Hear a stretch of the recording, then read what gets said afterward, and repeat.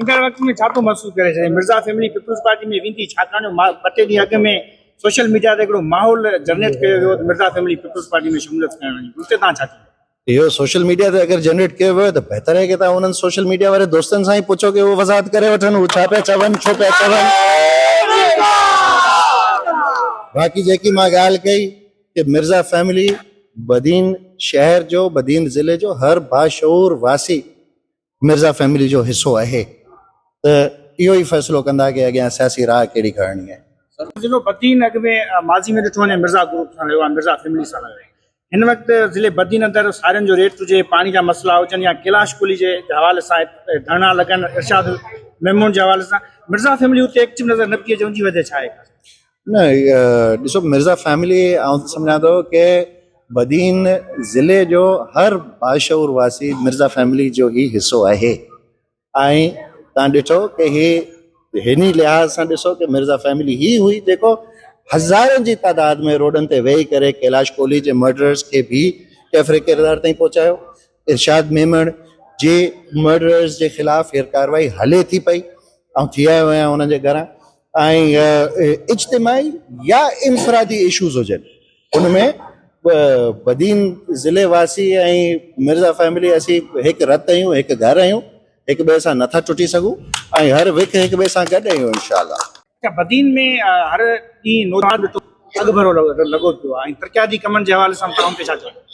इहो ई ॾिसो न, हे सतत अली फ़ॉर्म जी हुकूमत रोज़गार जा जाइज़ ज़रिया खसी करे माण्हुनि खे बेज़ार करे ऐं ॾिनो आहे रुगो इहो ई राह ॾेखारियो आहे कि तव्हां मंशियात फ़रोशी ॾांहुं अचो ऐं मंशियात फ़रोशी जे कारोबार में हिसा पती असां सां बि थियो ऐं पंहिंजो बि हलायो।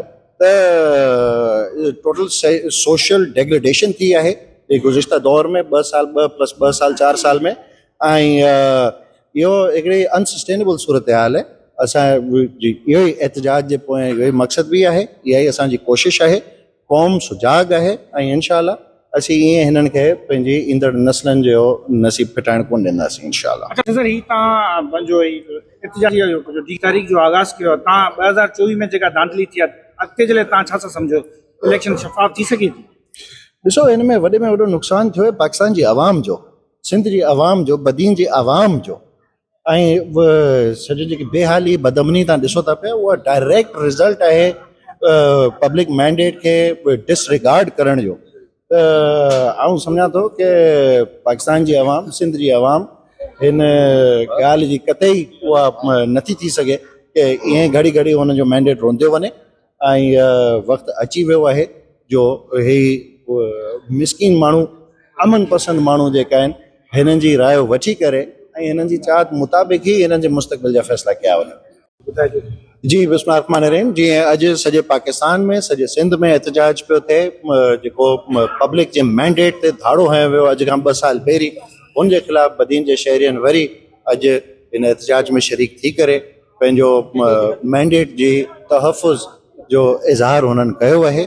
ऐं जेसीं ताईं पब्लिक जी राय हुकुमरानी तबिके वटि कोन पुॼंदी त इहे ई हालात थींदा असांजे शहरनि जा, असांजे बच्चनि जे मुस्तक़बिल जा। जेको तव्हां ॾिसो था पिया को तरक़ियाती कमकार कोन्हे, को डेवलपमेंट वर्क कोन्हे, रुगो मंशियात फ़रोशी आहे, बदअमनी आहे, बेहाली आहे ऐं हिकिड़ी होपलेसनेस जी फिज़ा वधंदी पई वञे। त असीं सम्झूं था कि हींअर वक़्तु आहे, मुल्क खे बचाइणो आहे, क़ौम खे यकजा करिणो आहे।